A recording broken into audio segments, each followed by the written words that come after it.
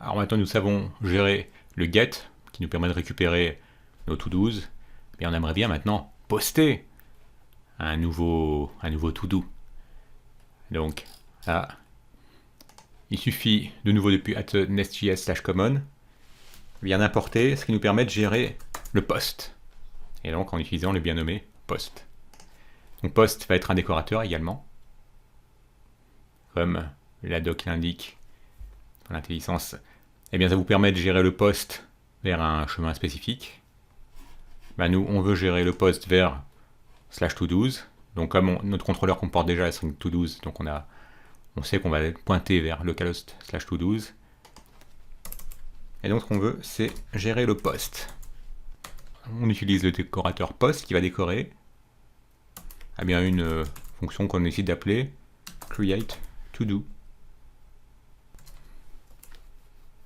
Alors on va avoir besoin de récupérer le body de la requête post. Ça se fait également à l'aide d'un autre décorateur, le bien nommé @body. Et @body permet de décorer l'argument qui sera passé à notre méthode createToDo, qu'on décide d'appeler newToDo. Alors body a été importé automatiquement par l'IDE depuis nestjs/common, sinon pensez bien à l'ajouter vous-même manuellement. Et donc c'est grâce à ce décorateur qu'on récupère le body qui aurait été envoyé vers notre serveur. Ça équivaut finalement à utiliser le body parser d'Express, si vous connaissez Express. Ben là, on n'a même pas à installer body parser. Il suffit simplement de décorer notre argument pour récupérer le body qui sera envoyé avec notre requête. Alors, également, on va utiliser la bonne pratique de laisser à notre to-do service le fait d'ajouter ce nouveau to-do. Donc dans un instant, on va le créer tout de suite dans to-do service une méthode qu'on décide d'appeler create, qui prendra un to-do de type to-do, et qui va se contenter d'ajouter à ce tableau de to-dos le to-do qui aurait été passé à notre méthode create. Donc on va utiliser un spread operator pour récupérer tout ce qu'il y avait déjà dans notre to-dos et d'ajouter à la suite ce qui aurait été passé à la méthode create.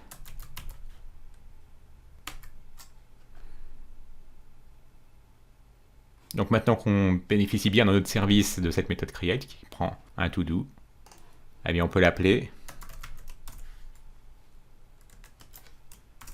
Voilà, on la voit maintenant. Et on peut lui passer notre to-do. On fait un contrôle save pour se faire aider par notre IDE pour qu'il ajoute lui-même l'espace manquant. Allez, on peut même se faire un petit console.log de notre new to-do.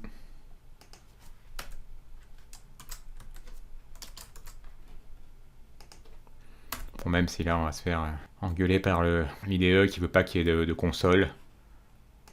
En correction rapide, on fait un disable, on disable la règle. Voilà, juste sur la prochaine ligne.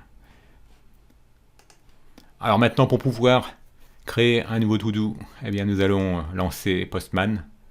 Si vous êtes adepte de curl aussi, vous pourriez taper la ligne de commande correspondante, curl-x, curl post, -x, enfin je vois un peu, il faut toujours que je revoie sur le site de curl. Donc on va là tout simplement se créer une nouvelle collection qu'on va appeler to-dos app. Ah, j'en ai déjà dit, s'appelle mon SJS to-dos app, on va l'appeler bis. Voilà, et là on va créer une nouvelle requête.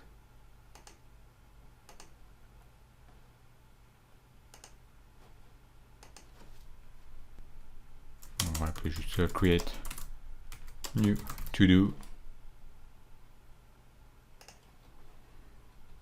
Et donc ça elle va faire du post.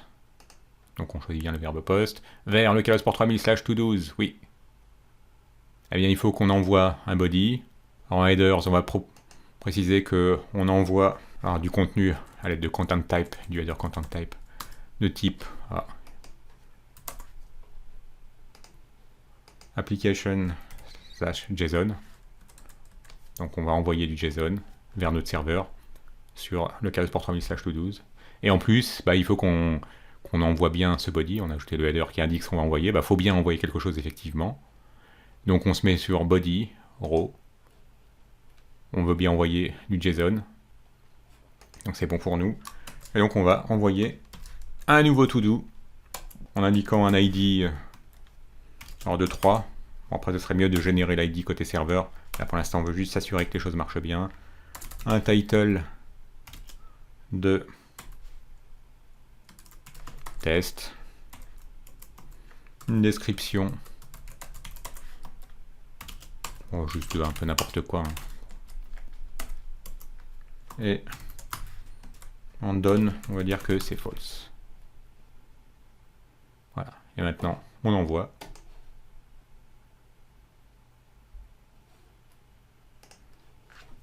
Si on regarde dans la console, allez, on peut voir qu'il y a un new to-do.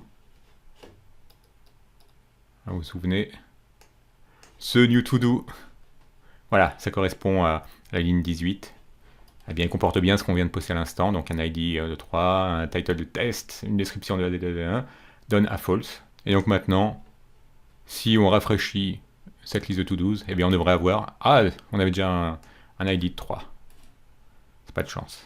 Bon, j'avais oublié qu'on avait 3. Mais bon, en attendant, comme c'est pas persisté de toute façon dans une base de données, il suffira de faire une modif pour perdre ce qu'on a pour l'instant dans ce tableau de to-dos. Donc juste un espace, on enlève. Ça relance le serveur, c'est bien qu'on va perdre notre to-do. Et on va modifier notre requête dans Postman pour qu'on ait un ID de 4. Ouais, on l'envoie. On voit bien passer dans la console un new to do avec un ID de 4, un titre. Bon, le reste on n'a pas changé. TS, donne false. Et donc maintenant, si on rafraîchit le get vers le Port 3000/to-dos, eh bien voilà, on voit bien notre post nouvellement ajouté. On pourrait bien évidemment ajouter du get ici même dans notre nest to-dos app bis. Ajouter une request correspondant à get all to-dos qui consisterait simplement